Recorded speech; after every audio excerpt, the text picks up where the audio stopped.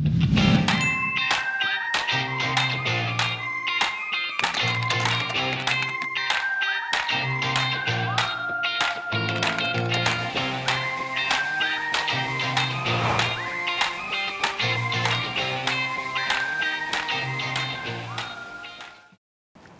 아유 뭐 미래세 그 큰 데서 뭐 1억이냐 이런 얘기도 하시는데 거기 이제 워낙 여러 좋은 일들 많이 하시더라고요 보니까. 그래서 저희 뭐 이것저것 상금 받은 거랑 여러분이 도와주신 그거에 플러스 이제 미래세에서도 감사하게 또 1억을 더 캐치를 해주신 거고요. 하여튼 좋은 일 여러분 덕에 많이 했고요. 또 올해도 잘할 수 있도록 여러분이 또 많이 밀어주시기 바랍니다. 자, 그러면 오늘 어떤 분이 나오시죠? 예, 아까 말씀드렸듯이 미래에셋증권의 김석환 연구원. 그렇습니다. 원래 이제 새벽에 요즘 저희 3프로 TV에 자주 오시고요. 예전에 이제 밤 시간에 또 많이 오셨었는데 오늘 이제 저녁 시간에 오랜만에 오셨습니다. 김석환 의원님 어서 오십시오. 안녕하십니까? 네, 반갑습니다. 안녕하세요. 처음 뵙겠습니다. 네, 저는 더주 처음 뵈시군요. 처음 뵙습니다. 네. 아주 자제분들이 많습니다. 4시에 3시에 제가 헷갈립니다. 4시요. 4시죠? 네. 아, 맞아. 네, 그래서 훌륭한 분이시네요. 미래셋에서 조금 받기가 좀 꺼렸다는 거예요. 아니 애가 이미 4시인데 미래셋? 이거 좀 말이 안 맞지 않나. 네, 그래서 조금 회사랑 갈등이 좀 있었다는 얘기가 있었습니다만 그래도 우리 김석환 의원님 제가 3시인데 여기 또 4시니까 제가 한 수 접고 또 고개 숙입니다. 자, 오늘은 어떤 얘기 해주시죠? 네, 제가 이제 월에 한 번씩 나와서 이제 전체적으로 그 달에 어떤 일정들이 있고 또 이슈들이 어떤 것들이 있는지 정리를 해서 이제 알려드리고 있는데요.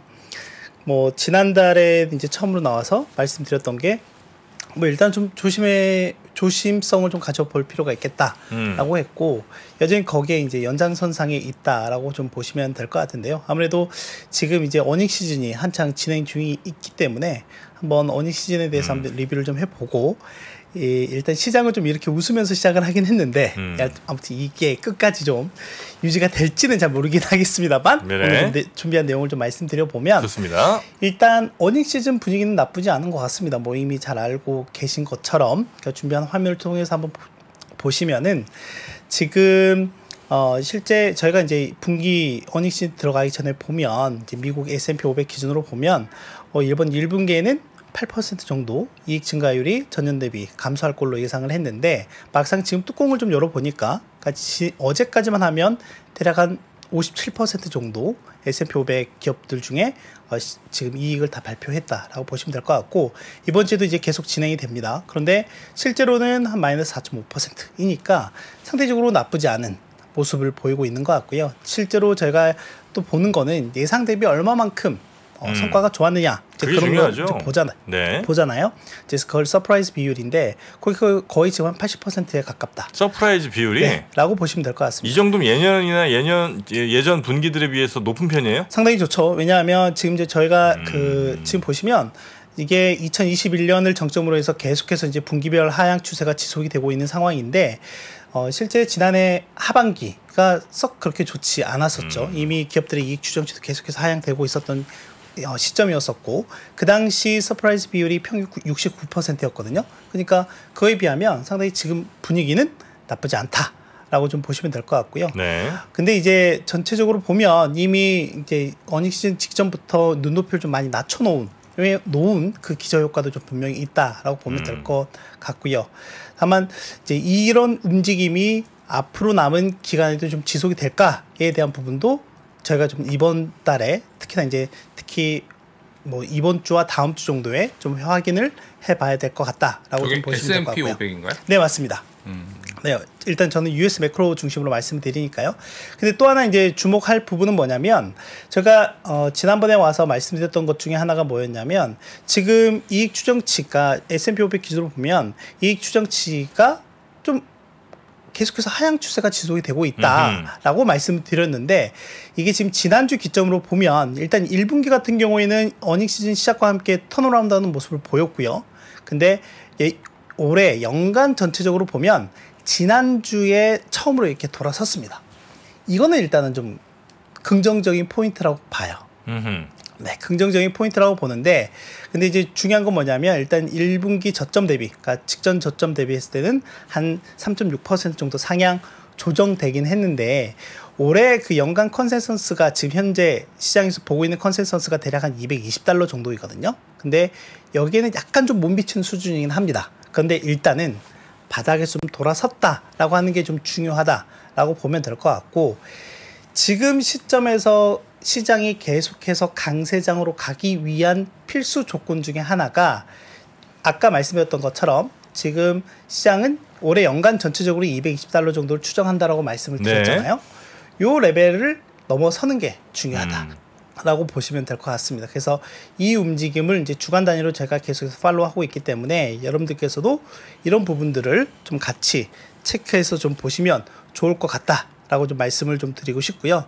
또 하나는 뭐냐면 이제 제가 봤을 때는 지금 현재 미국의 S&P 500이 대략 일단 상단을 보면 한 4,200선 정도를 계속 돌파하고 있지 못한 상황들이 지속이 되고 있고, 최근엔 그 레인지가 약간 좀 좁아져서 대략 한 4,130에서 한 4,180 사이에서 계속 그런 횡보하는 모습을 좀 보이고 있는 상황이긴 하거든요. 근데 아까 이제 말씀드렸던 것 중에 어떤 부분을 말씀드렸냐면 올해 연간 전체적인 컨센서스가 $220 정도에 형성이 되어 있습니다 라고 이제 말씀을 드렸잖아요.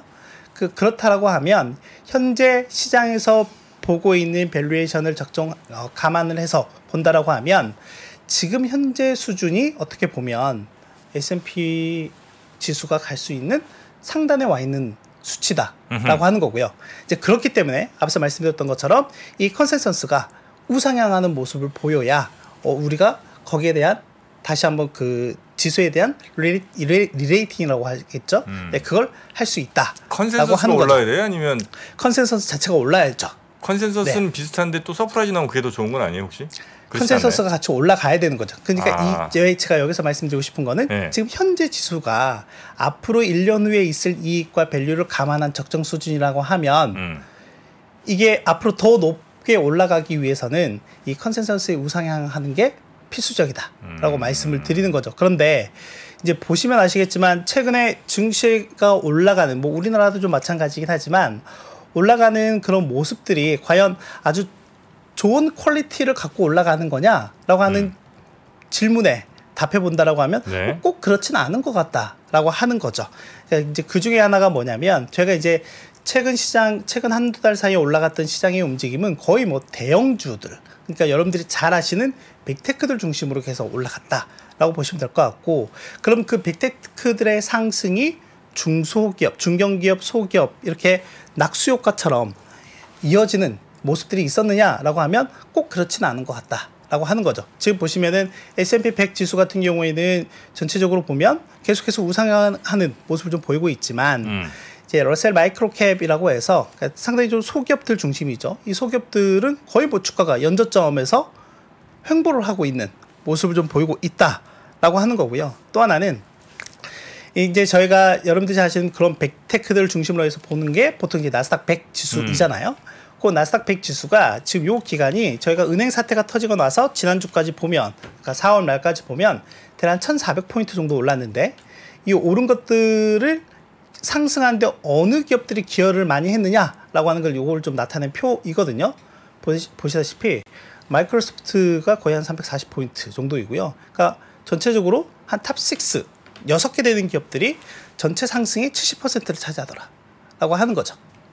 그러면 이렇게 뭐 우리나라도 코스닥도 그렇지만은 이제 미국도 쏠림 현상이 심화됐다. 쏠림 현상이 상당히 심하다라고 볼 수 있는 거죠. 그걸 해석해 보면 아까 서프라이즈율이 있잖아요. 그럼 대부분은 이 쏠림 현상 기업들이 서프라이즈율이 나오는 맞습니다. 거예요? 네, 이제 그런 부분이 있다라고 보면 될 것 같고, 이제 중요한 건 뭐냐면 저희가 이제 비단 S&P 500 기업들만 이제 보고 있는 상황이긴 하지만 실제 이제 방금 보셨던 뭐 소기업들이라든지 중견기업들의 실적 발표는 지금부터 이제 또 본격적으로 시작을 하거든요. 이제 그런 부분들이 시장에 어떻게 녹아드느냐가 이번 5월달을 보실 때 매우 중요한 어닝 시즌의 포인트, 이제 막바지 포인트 중에 하나다라고 좀 보시면 될 것 같고요. 그것도 중요하겠네요. 컨센서스가 올라가야지 아까 말씀하신 대로 맞습니다. 지수가 올라갈 수 있는 밸류에이션이 될 수 있는데, 네, 맞습니다. 그러면 컨센서스가 올라갈 때 지금은 서프라이즈율이 아까 약간 돌았다고 하는데 대부분은 아까 대형주가 했기 때문에 네. 앞으로 컨센서스가 아까 이제 그동안 못 올랐던 중소형 종목들에서 올릴 수 있는지 아니면은 계속 그 대형주에서 여태까지 내렸기 때문에 올릴 수 있는지도 중요한 포인트인 것 같고요. 예. 저는 일단은 이게 이제 이 컨센서스가 아까 바닥에서 약간 좀 돌았다라고 했는데 이게 추세적으로 이어질 수 있을까에 대한 부분에서 본다라고 하면 약간 좀 의구심이 좀 계속 들고 있는 상황인 거죠. 이제 왜 그런지는 이제 뒤에서 최근에 나타나는 이제 은행 사태하고 같이 좀 말씀을 좀 드리도록 하고요. 뭐 지금 전체적으로 보면 시장이 약간 좀 업종별로 보면 또 차별화가 좀 되게 심한 상황이다라고 보면 될 것 같습니다. 뭐냐면 어떻게 보면 저희가 만약에 시장이 계속해서 성장할 수 있다라는 그런 가정을 하게 된다라고 하면 약간 경기 민감주 쪽에 좀 더 그리고 경기 순환주 쪽에 좀 더 높은 매수세가 몰린다라고 볼 수가 있겠는데 지금 최근 시장 상황은 그렇지 않다라고 하는 거죠. 지금 보시면은 뭐 헬스케어라든지 필수 소비재라든지 유틸리티 이런 경기 방어 또는 뭐 필수 소비재 쪽에 좀 더 시장의 매기가 좀 올라가고 있는 모습이다라고 보시면 될 것 같고 또 하나는 상대적으로 보면 IT 같은 경우도 실적 시즌 이후에 상당히 좀 주가가 부진한 모습들을 좀 보이고 있다. 그러니까 이 IT도 보면 가장 경기에 민감한 업종 중에 하나이잖아요. 근데 이 IT 내에서도 분명히 좀 차별화가 좀 있기는 합니다. 아까 말씀드렸던 빅테크들은 상대적으로 상당히 좀 아웃퍼폼을 내고 있는 반면에 그 빅테크를 제외한 나머지 업종들 그 기업들 같은 경우에는 언더퍼폼을 하고 있다라고 하는 거고요.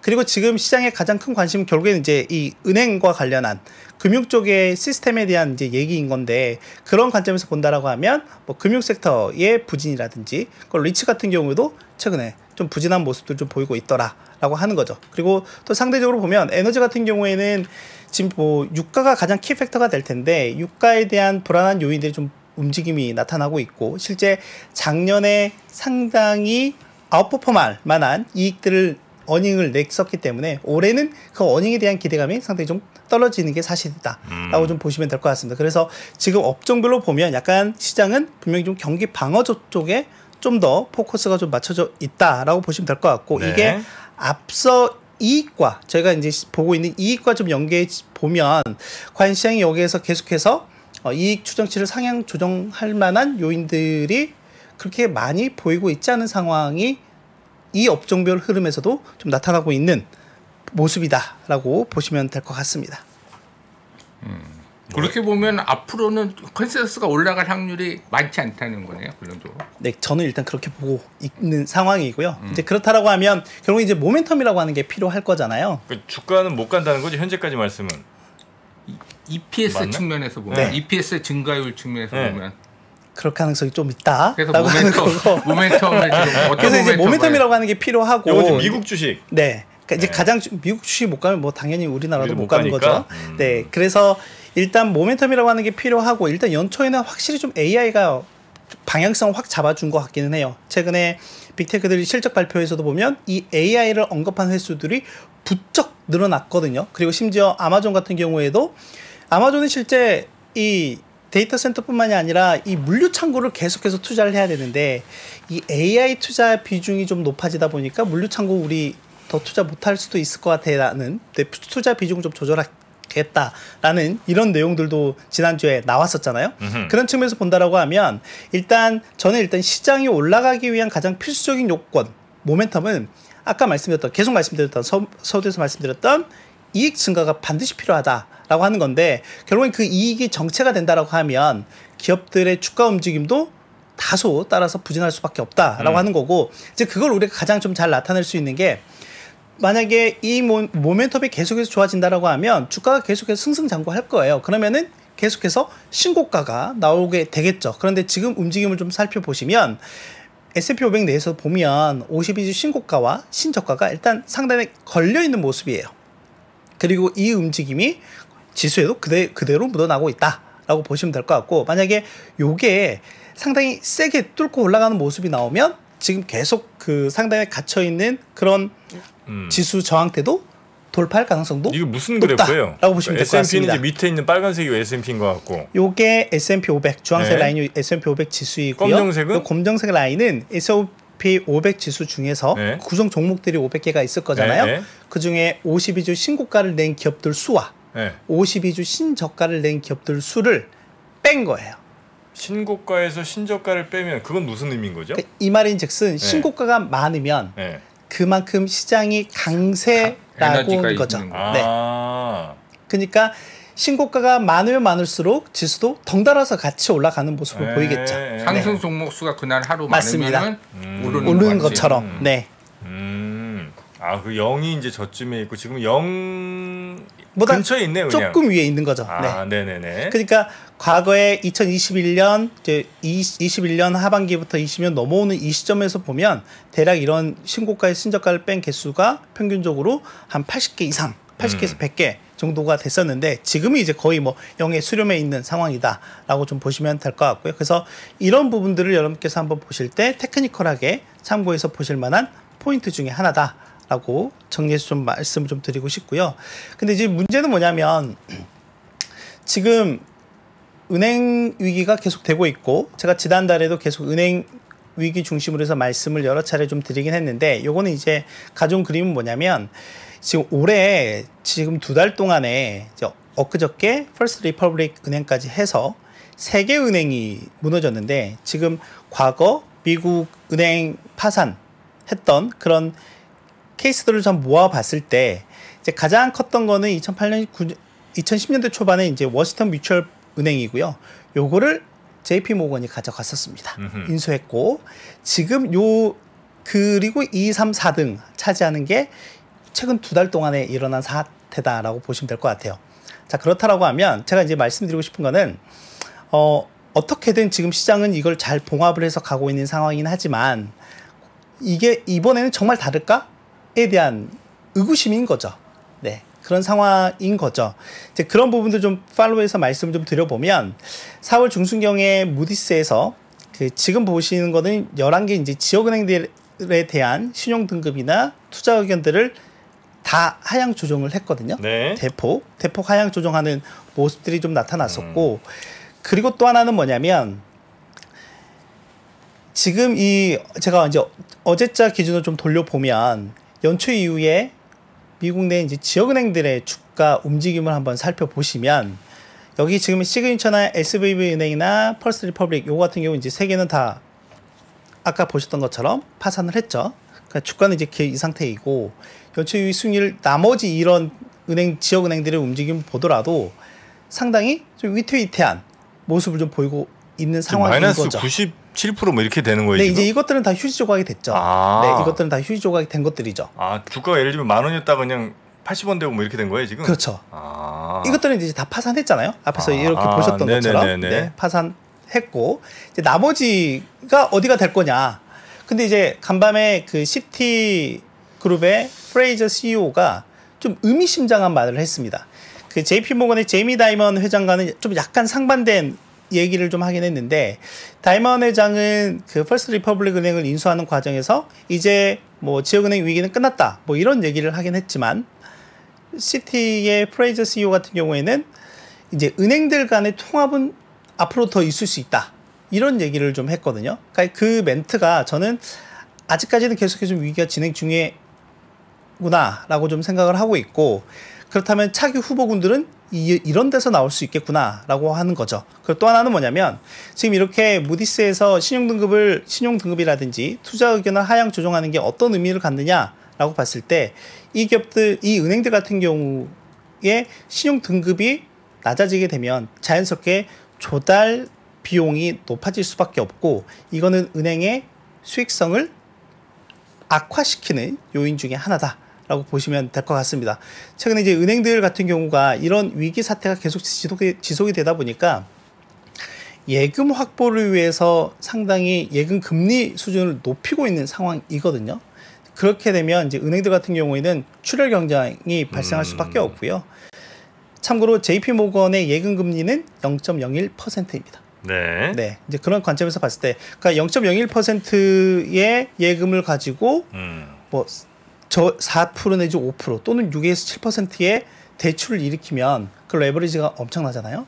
네, 그랬을 때 지금 이런 은행들의 위기 상태가 계속이 된다라고 하면 은행들의 수익성 악화 결국에는 이제 더 나아가서는 은행 위기가 지속되는 기저가 된다라고 좀 보시면 될 것 같고요. 기업들은 돈 못 벌고 그다음에 은행들은 중소은행들이 예금자들이 좀 자꾸 빠져나간다거나 아니면 더 이상 돈을 안 넣는 상태들을 좀 어떻게든 극복하려고 자꾸 이제 중소은행들이 금리 높여서 사람들 유인하다 보면 막 5% 6% 이렇게 경쟁하면 결국 이제 출혈 경쟁인 건데 이러면 수익성 더 안 좋아지는 거고 맞습니다. 그러다 결국은 안 좋아진 은행 중에 또 망한 은행 나오고 그럼 또 그쵸? JP모건이든 네. 이런 데서 하나하나 사들인 이런 상황들이 온다는 거죠. 네, 악순환의 연속이라고 좀 보시면 될 것 같고 네. 이제 그런 것들이 저는 가장 중요한 거는 결국에는 우리가 주식시장에서 주가를 보니까 이게 그러면 주가가 회복하는지 여부가 결국 은행 위기의 종결을 알려주는 가장 선행 지표라고 생각을 하거든요. 그런 측면에서 봤을 때 대형은행들과 달리 소형은행들이 느끼는 체감은 상당히 안 좋은 부분이 있다라고 좀 생각을 하고 있는데 지금 그림을 통해서 한번 보시면 S&P 500 내의 대형은행들 지수 같은 경우에는 이제 3월 이때 이제 본격적으로 연준이 개입했던 이 시점 이후부터 보면 계속해서 우상향하는 모습을 좀 보이고 있지만 소형은행들 같은 경우에는 계속해서 안 좋은 모습을 좀 보이고 있다라고 보시면 될 것 같고요. 이제 앞으로 이게 이제 미국의 은행 위기는 이제 끝났습니다라고 하는 거는 이 소형은행들의 주가가 하락했던 만큼 다시 회복하는 모습들이 나와야 되는데 그거는 네. 좀 분명히 좀 시간이 걸리는 요인 중에 시간이 걸릴 걸로 좀 보고 있고 지금 그럼에도 불구하고 나스닥이랑 다우는 견조하게 지금 올라가고 있잖아요. 네, 그리고 아까 말씀하신 러셀 2000 같은 경우는 헤매고 있고. 맞습니다. 그러면 지금 이런 견조한 흐름인데 이쪽이 계속 위기가 진행 중이기 때문에 그 아까 이제 EPS 뭐 증가 뭐 그런 요인들 말씀하셨지만 이런 위기가 좀 발목을 잡을 수 아직 끝나지 않았기 때문에 지금 아까 이제 세계 망하고 다 인수하고 그런 네. 과정이 있었는데도 불구하고 지수는 견조한데 그런데 지금 계속 위기가 더 진행되니까 좀 안 좋아질 수 있다 그런 거를 표현하신 건가요? 맞습니다. 네.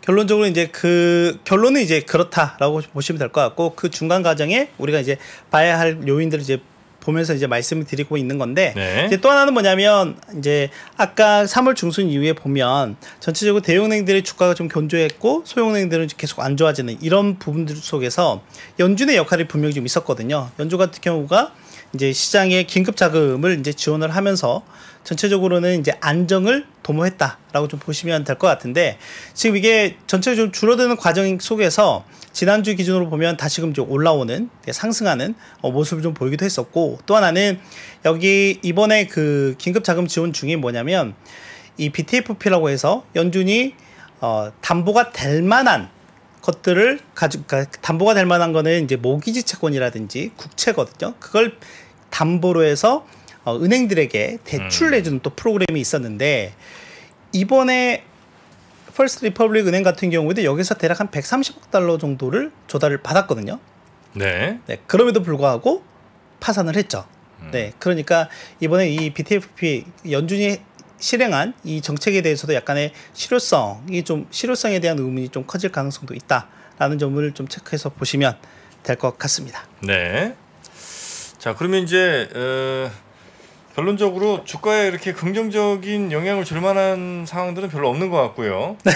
예, 그러면 5월에 있을 뭐 이벤트들이나 이런 거 좀 일정 정리하면서 네. 우리 좀 마음의 준비나 좀 하죠. 그렇죠. 네. 네. 일단 한번 빨리 좀 보시죠. 네. 네. 5월 첫 번째 주를 보시면 이미 이제 1일은 지나갔고 네. 일단 오늘 이제 중요한 거는 근데 그럼에도 불구하고 제가 봐야 될 거는 이제 우리나라 수출하고요.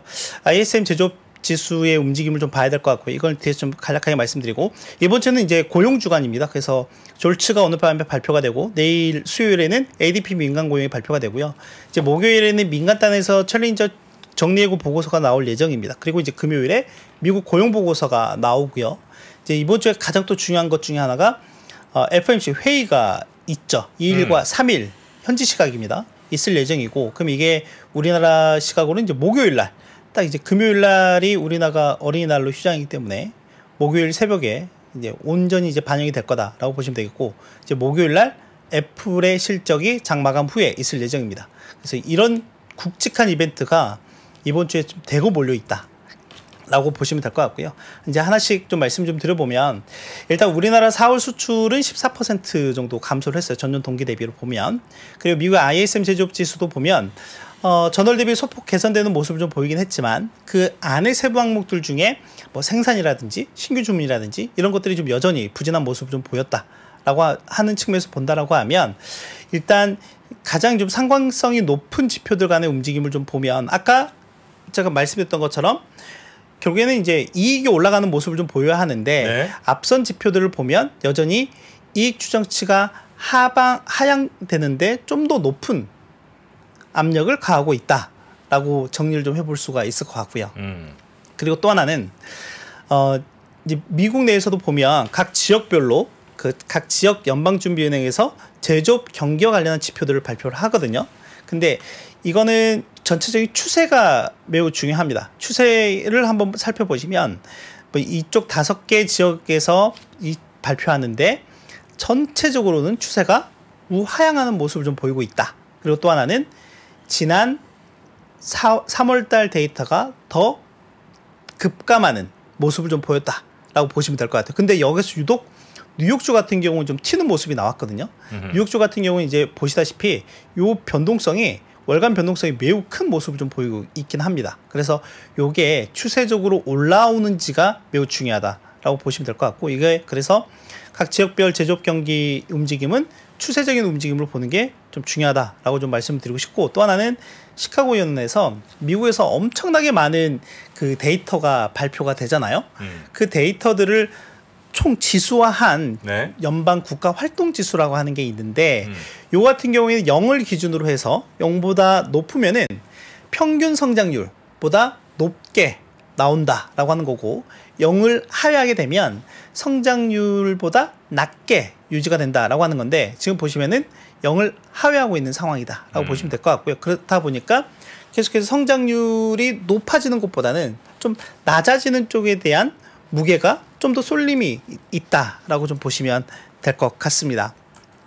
그러니까 요 앞단에서만 놓고 보면 네. 제조업 경기가 썩 좋지 않고 그러다 보니까 산업 생산이라든지 전체적으로는 경제 성장률에도 다소 좀 네거티브한 네. 영향을 좀 줄 수 있겠구나라고 하는 부분이라고 워낙 보시면 이제 될 것 같고요. 주별로 이제 저 보니까 이제 체크해야 될 거라든지 뭐 이게 굉장히 많은 것 같은데 네. 우리 시청자분들이 이제 능력이 있으신 분들은 하시겠지만 아마 많은 분들이 다 기억은 못 하실 거고요. 그럼요. 1주, 2주, 3주, 4주 별로 좀 중요한 굵직굵직한 거 그런 거 한두 개씩만 좀 짚어주시고 어차피 자료는 저희가 또 업로드를 해놓을 테니까 그렇죠. 네. 그럼 좀 더 자세히 볼 분들은 자료를 좀 참고하시고 알겠습니다. 네, 나머지 분들은 좀 이렇게 좀 굵직한 이벤트 혹은 뭐 꼭 우리가 좀 기억해야 될 뭐 지표들 이런 거 좀 한번 좀 체크해 보겠습니다. 뭐 결국에 이번 주에는 고용하고 FMC 회의일 것 같고요. 이번 주에는 네. 고용과 FMC. 고용과 FMC 회의일 것 같고, 네. 그러니까 제가 일단 제가 생각하는 결론부터 말씀드리면, 네. 일단 고용은 그러니까 특히 이제 고용, 특히 실업 같은 경우에는 앞으로는 좀 안 좋아질 가능성이 있다라고 하는 거고, 이 실업률 자체가 올라가는 것 자체가 어떻게 보면 경제 성장의 동력이 좀 약화된다라고 하는 그 증거이기 때문에 경제 성장률 자체도 전체적으로는 좀 낮아질 가능성이 있다라고 하는 게 일단 제가 말씀드리고자 하는 거고 네. 뭐 세부 지표상으로 좀 보면 아까 말씀드렸던 것처럼 전체적으로는 이제 중소기업단의 채용이 계속해서 좀 감소하고 있는 모습을 좀 보이고 있고요. 그리고 저희가 이제 주간 단위로 확인할 수 있는 이제 실업수당 이런 것들도 계속해서 좀 우상향하는 모습을 좀 보이고 있더라라고 하는 거고 네. 아까 이제 민간단에서 보면은 이제 정리해고에 대한 얘기들도 계속해서 말씀드렸는데 정리해고가 계속해서 증가하고 있는 모습을 보이고 있죠. 그런 단에서 보면은 실업률이 고용도. 좀 자연스럽게 같이 올라올 가능성이 있다라고 네. 보시면 될 것 같고요. 금요일날 고용지표 발표하는데 거기서 실업률이 뭐 근데 그 지표는 당장은 크게 튀진 않겠지만, 네, 그래요? 당장 크게 뭐 지금 3.5%인데 지금 이번 주 예상이 대략 한 3.6% 정도이거든요. 뭐 근데 이그 3.6%가 갑자기 뭐 3.8, 9 이렇게 올라가진 않겠지만 지금 시장에서 보이는 그런 여러 가지 지표들이 계속해서 실업이나 또는 고용 여건들이 좀 약화되는 모습들이 같이 좀 확인이 되고 있다라는 정도로 좀 정리를 하시면 될 것 같고요. 또 하나는 이제 오늘 밤에 발표되는 게 이제 졸츠라고 하는 건데 졸츠? 네, 9인 20 보고서인데 네. 여기서 이제 보셔야 될 건 여러분들께서 보셔야 될 거는 실직자 한 명당 일자리가 얼마나 되느냐인데 여기 계속 높았을 때가 한 명당 2개까지도 있었거든요. 근데 이게 지금 대략 1.6개 수준까지 내려와 있는 상황이고요. 이게 앞으로는 좀 더 빠질 가능성이 전 더 높다라고 좀 보고 있는 상황입니다. 왜냐하면 이 기업 규모별로 구인 건수 비중을 한번 살펴보면 저희가 원래 그 소기업을 기준으로 할 때 대략 한 그 재직자 인원이 대략 500명 미만을 기준으로 말씀을 드리는데 여기 발표하는 이제 노동부에서는 250명 또는 1000명 이렇게 좀 구분을 지어놔서 일단 요렇게만 보시면, 그러니까 대략 재직자 250명 미만으로 보게 되면은 이게 대략 한 70% 정도 차지를 하고 있고요. 그리고 1000명 미만으로까지 가게 되면은 이게 거의 80%까지 가게 된다. 90%까지 가게 된다라고 보시면 될 것 같습니다. 그 말인즉슨 제가 아까 계속 그 말씀드렸던 부분 중에, 그러니까 중소기업에 대한 부분들 좀 많이 말씀드리고 있는데, 중소기업들의 전체적인 성장 동력이라든지 이런 부분들이 악화되는 네. 모습 나오게 된다라고 하면 네, 당연히 실업률 상승을 동반할 가능성과 그리고 성장률 자체도 좀 위축될 가능성이 있다라고 하는 부분을 좀 말씀을 드리려고 하는 거고요. 네. 그리고 또 하나는 이제 FMC 회의인데, 아마 시장에서는 이번 회의에서 25% 인상을 하면 네, 뭐 일단은 이번이 거의 막바지일 가능성이 높다라고 얘기를 하고 있는 상황이고요. 그리고 또 하나는 이제 6월을 정점으로 해서 대략 한 7월 이후부터는, 그러니까 하반기부터는 본격적으로 좀 금리 인하에 대한 얘기가 좀 더 시장에서 많이 좀 보고 있는 상황이다라고 좀 보시면 될 것 같습니다. 연말까지는 금리 인하 없다 이런 얘기를 이제 얘기를 했는데 네. 그게 아니라 하반기 되면 바로 금리 인하에 대한 이야기가 시장에서 나올 가능성이 높다고 보시는 거군요. 네, 시장에서는 이제 그렇게 보고 있는 상황인데, 뭐 일단 그렇게 된다라고 하면 결국에는 인플레가 좀 명확하게 잡히는 모습들이 좀 나와야 될 텐데, 지금 나오는 지표들 상으로는 그럼 쉽지 않을 여건이죠. 지금 같은 상황에서는. 자, 네. 왜 그런지는 대해서 좀 말씀을 좀 드리도록 하고요. 어젯밤에 이제 보니까 머스크가 또 트윗을 또 날려놨더라고요. 뭐래요? 뭐라고 날려놨냐면, 연준이 계속 강조하는 거는 우리는 이제 데이터 디펜던트하게 보겠다라고 하는 건데, 너희가 뭐 보는 그 데이터가 상당히 후행성이 있다라고 얘기를 한 거거든요. 이제 그래서 이제 여기에서 약간 그 연준과, 그러니까 시장이 보는 것과 연준 간의 그 괴리가 이제 발생을 하고 있는 거다라고 보시면 될 것 같고, 근데 뭐 그도 그럴 것이 연준이 섣불리, 그러니까 포워드 가이던스라고 해서 이런 부분들을 좀 내놓는다라고 하면 네, 시장의 신뢰를 또 잃을 수 있는 그런 또 가능성도 있기 때문에 연준 입장에서는 대단히 좀 조심스럽게 움직일 수밖에 없는 그런 부분이라고 보시면 될 것 같고, 이제 그 중에 하나가 데이터 디펜던트한 부분이다라고 보시면 될 것 같습니다. 네. 그러니까 네. 저도 이번 주에 보면 이제 FOMC 금리 결정하고 멘트, 그다음에 금요일 날 고용 지표, 맞습니다. 그다음에 제가 볼 때 다음 주에 CPI 발표하니까 맞습니다. 그렇죠? 네. 그게 다음 세 주 가지로 CPI. 삼각형이 중요한 것 같은 느낌. 그게 뭐 거의 중요하다고 보시면 될 것 같고요. 예, 그럼- 결국에는 이제 그런 부분들이 보통 이제 저희가 그 미국 증시도 그렇고 1년 12달 중에 가장 좀 약한 달이 5월 달이거든요. 퍼포먼스 자체적으로 보면. 그랬을 때 이제 그래서 세린 메이라고 하는 얘기가 나온 거고, 그래서 그 세린 메이를 결정지을 수 있는 그런 여러 가지 그 중요한 지표들이나 결과물들이 이번 주 다음 주에 나온다라고 네. 보면 될 것 같고, 방금 이제 부장님께서 얘기해 주셨던 것처럼 다음 주에 좀 봐야 될 거는 크게 좀 두 가지 정도가 네. 여러 가지가 있는데, 두 가지 정도가 뭐냐면, 하나는 그 매 연준에서 매 분기마다 한 번씩 그 각 은행의 대출 고위 담당자들을 대상으로 해서 서베이를 한 결과물을 내놓거든요. 그랬을 때 그 결과물에 대한 내용들이 좀 중요하다. 그러니까 은행들이 우리는 앞으로 대출을 낼 때 기준을 상당히 좀 높게 잡고 있습니다. 이런 내용들이거든요. 그러니까 그 말인즉슨 경제 주체라고 할 수 있는 기업이나 가게가 은행의 도움을 받는 게 매우 어려워질 수 있다라고 하는 거예요. 그래서 그 부분을 좀 보셔야 될 것 같고, 그리고 또 하나는 이제 방금 얘기해 주셨던 물가 관련한 부분이라고 좀 보시면 될 것 같습니다. 그 중에 이제 하나가 뭐냐면, 이제 각 은행별로 이제 구분을 좀 지어 놓거든요. 뭐 기업에 대한 대출 기준, 뭐 또는 소비자에 대한 대출 기준, 또는 부동산에 대한 대출 기준, 이런 부분을 좀 정해 놓는데, 지난해부터 본격적으로 금리 인상이 시작되는 구간에서 보면 이 대출 기준들이 계속해서 높아지고 있는 모습을 좀 보였습니다. 그런 측면에서 봤을 때 이번에 이 기준이 더 높아지는지의 여부를 다음 주에 좀 확인할 수 있지 않을까라고 네. 생각을 하고 있고요. 그래서 그 데이터를 좀 보실 필요가 아마 많이 회자가 될 가능성이 높다라고 보시면 될 것 같고, 또 하나는 아까 계속해서 이제 중소기업들 말씀을 좀 드리는데, 저는 대기업들은 걱정하지 않습니다. 지금 보시다시피 뭐 빅테크를 중심으로 해서 순현금성 자산이 넘쳐나거든요. 네, 넘쳐나고, 특히 이제 그렇기 때문에 그런 기업들에 대한 걱정보다는 미국 경제의 한 축을, 거의 뭐 반축이죠, 그걸 담당하고 있는 중소기업들의 움직임이 어떻게 되느냐가 네. 매우 중요할 것 같은데, 보시다시피 소기업들에 대한 대출 기준이 지속적으로 강화되는 흐름에서 실업률이 같이 동반 상승하는 과거 사례가 있었다라고 보시면 될 것 같고 그렇다면 지금 같은 경우도 보면 상당히 과거 사례와 달리 큰 지금 격차가 벌어져 있는 상황이거든요. 그렇다고 하면 뭐 이런 축에서 보면 여기에서도 좀 향후에 중소기업들의 타격도 좀 예상이 되는 부분 중에 하나다라고 좀 보시면 될 것 같고요. 네. 자, 첫 번째 주는 FOMC 고용지표 그리고 두 번째 주는 CPI랑 또 하나가 중국 소비? 아니요. 은행들의 대출 기준. 은행 대출 관련한 기준. 네. 서베이 결과가 나온다라고 보시면 되겠을 것 같아요. 세 번째 주는요?